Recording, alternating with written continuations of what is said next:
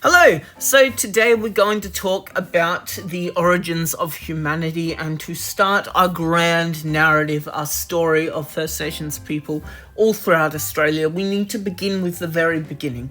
And that beginning, in fact, is the beginning of us as people. And we're going to look at the Out of Africa theory today. It's very exciting. I'm quite keen because it is a really, really interesting part of prehistory. So without further ado, let's get into it. First question, how did we get here? How did we, you and I, how did we find ourselves exactly where we are on the earth right now? You might say to me, oh, that's easy. I came from my parents, and my parents came from my grandparents, and my grandparents, great-great-grandparents, blah, blah, blah, blah, blah. You might even tell me that perhaps you found yourself in Australia right now because you yourself immigrated recently, or maybe after World War II your family immigrated, or maybe you're a descendant from some of the initial colonizers, or maybe you're a First Nations person, whatever. Okay, cool.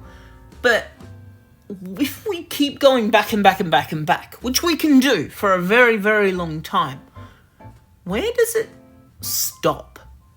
Which is to say, where does it start? Where do we as people begin this story of humanity? Well, if you ask somebody in 1800s Britain or England, then they would probably look at you. They'd probably look at their Bible. They'd probably open it and say, page 1, buddy.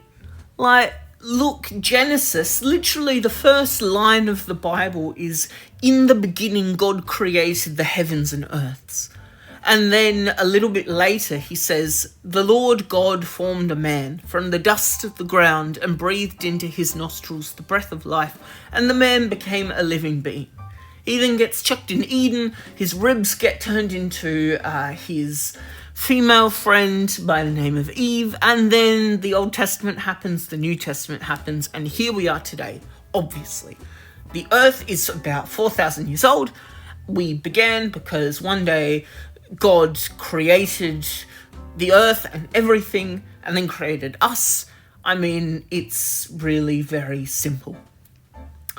Obviously today, it's important for us to look at the history and to look at the biblical narrative, but we know that there's something very different. Because if you were still listening to that person in the 1800s, then they might direct you to something called the chain of being, which is a really core Western value, and we're going to look at values of the West versus values of First Nations people across the world, because that's a really, really important thing for us to do, to compare. And this particular chain of being, which you can see imaged here, makes a really clear hierarchy, an order of life, where obviously we have hell at the bottom, but then we have plants, and then we have animals, then we have human people who are separate from animals completely, and then we have angels, and then at the top we have the king, and we have God. Yep, easy, simple, done. That is how it works. That is the West as we know it, and have known it now for hundreds and hundreds of years.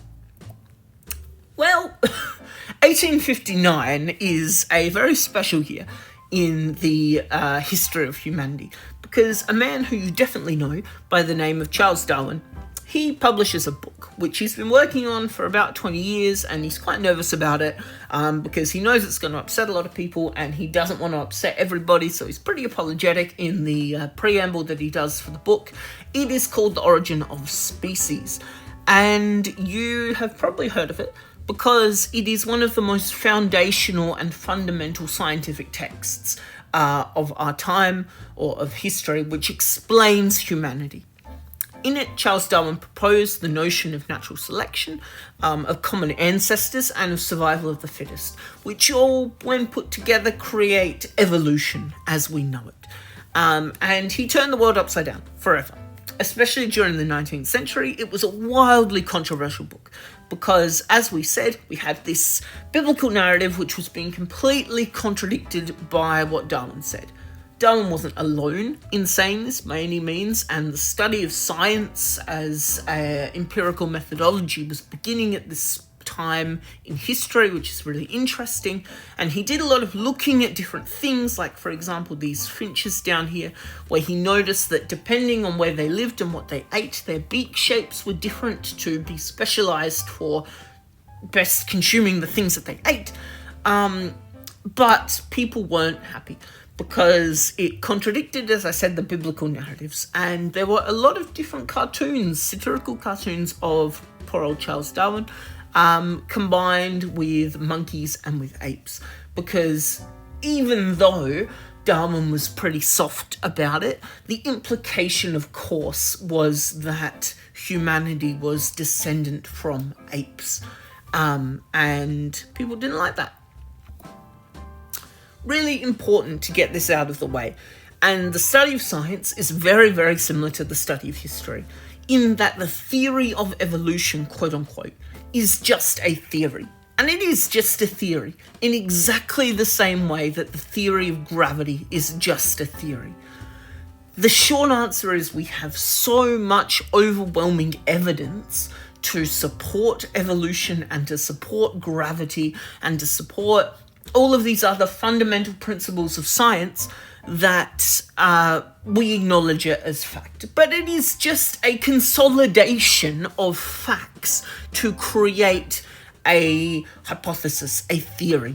And that's exactly the same as history, in that all we can do is collect evidence and facts and draw them together as sources and create a narrative which is factual and evidence-based and informed, but is still just a theory. Which leads us to this. This is a depiction of the lineage of hominids who are us. We are hominids. Everything that starts with Homo here, so Homo sapiens, Homo neanderthalensis, Homo habilis, etc., they are hominids, and we are part of the hominid family. We are the seventh great ape, and we have evolved over millions of years from apes, from Australopithecus all the way to where we are now. And Homo sapiens, we only showed up about 200,000 years ago. So it's pretty remarkable that throughout these millions of years, we are really very young in the timeline. Okay, which leads us to our theory, the out of Africa theory, which is the leading theory of the story of humanity. But it is important to say that it's just a theory, and there's a big asterisk, and we're going to talk about that later. But let me explain to you the theory very quickly. Homo sapiens appeared about 200,000 years ago in Africa. We evolved, and because we evolved to be quite intelligent and quite good at using tools and quite interested in exploring, we did just that. And we spent 100,000 years wandering around Africa and exploring it. And as we continued forward, we get to about 100,000 years ago when some of us, based on the evidence, some Homo sapiens started crossing from Egypt into the Middle East, into Syria and Israel and then Iraq and Saudi Arabia and all of these different places. Then from the Middle East, we moved into Asia, into India and China and whatnot, as well as into Europe. And in Europe, we encountered Neanderthals who we didn't evolve from, but actually they evolved in concurrence with us, and then we kind of made them die out through interbreeding and war, probably. And then what's important for our specific story is that 50,000 years ago, so this map says, we moved into Australia. And then obviously there are the Americas over there and whatnot. Really interesting to say that the most recent kind of migration of peoples is the Polynesian peoples moving into New Zealand. Now, I said there was a big asterisk on that because it is the leading theory and it is based on evidence, which we'll look at in a minute. And here are a couple more maps which make it clearer, our specific migrations. But it is just a theory, and theories change with evidence. And you saw that 50,000 years was on Australia there. I really like this map on the right because it says perhaps 50,000 to 60,000 years ago.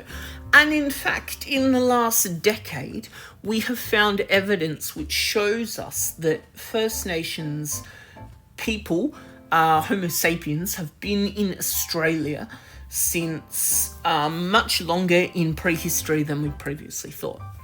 So the real question is, how do we know this? Because as historians, we form conclusions based on evidence, and we can do things quite scientific, and we can look at chromosomes, and we can do genographic analysis, so looking at genes and chromosomes in order to figure out the possible pathways of human beings based on our DNA.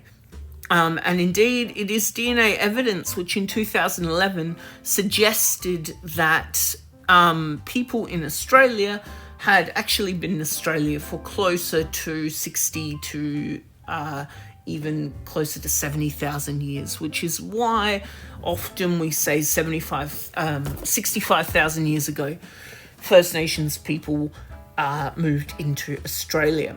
Really interesting, in 2018, in fact, some scientists found a jawbone in Israel which said that humans had been there for up to 180,000 years. If that's right, that completely throws out of whack the dates on here, because that suggests that we've been in the Middle East for much longer than just 100,000 years, probably another 50 to 80,000 years in length. And that is super, super significant because it changes the theory. And that's how we do history. We look at the sources and the facts and the evidence, and we draw conclusions and build narratives which are flexible, which are malleable, and which change with time and with evidence. I've created a little timeline here. Feel free to pause it and look at it further if you want. At the top is the classical narrative. At the bottom is based on new evidence, what we kind of have figured out. What I guess is most important is that, it really, this particular Israeli jawbone changes the way that we are thinking about the world. And that was only 2018, which is basically yesterday in terms of this kind of evidence and archaeological findings. Now, how did we get to Australia? Might be a question, because you look at this map and you say, well, there's a bunch of water there, so it doesn't quite make sense. Well, it does, because back in that time period, we were in the middle of an ice age, or at the end of an ice age, actually, the Pleistocene Ice Age. And as a consequence of the Ice Age, meaning there were a lot of massive glaciers in the north and the south, obviously the glaciers needed water, and it meant that there were land bridges across into Australia. So there's this particular map. The area was called Sahul because it was basically north of Australia, connected with the island continent that we know and live in today. And these particular blue lines are potential migration patterns of early Homo sapiens, early First Nations people coming into Australia, obviously superimposed with the modern day cities like Darwin and Cairns and whatnot. Here's a better picture of the map. So, to finish us off, why do we care? Well, knowing the origins of humanity is important. It grounds us, it humbles us, it allows us to build a better picture of our collective lives, and it asks us to acknowledge evidence and develop ourselves as critical thinkers. We as people explore. It's what we do. It's why we left Africa, because we have something inside of us that wants to explore, that wants to know. And the story of us as a people, it is something that we want to know, and we want to better understand our place on this earth. And And that is exactly what we're doing, and why we're looking at the history that we're looking at today, where facts and evidence and sources are changing based on new findings every single day. So from myself and all of the wonderful hominids looking at you on the screen, goodbye.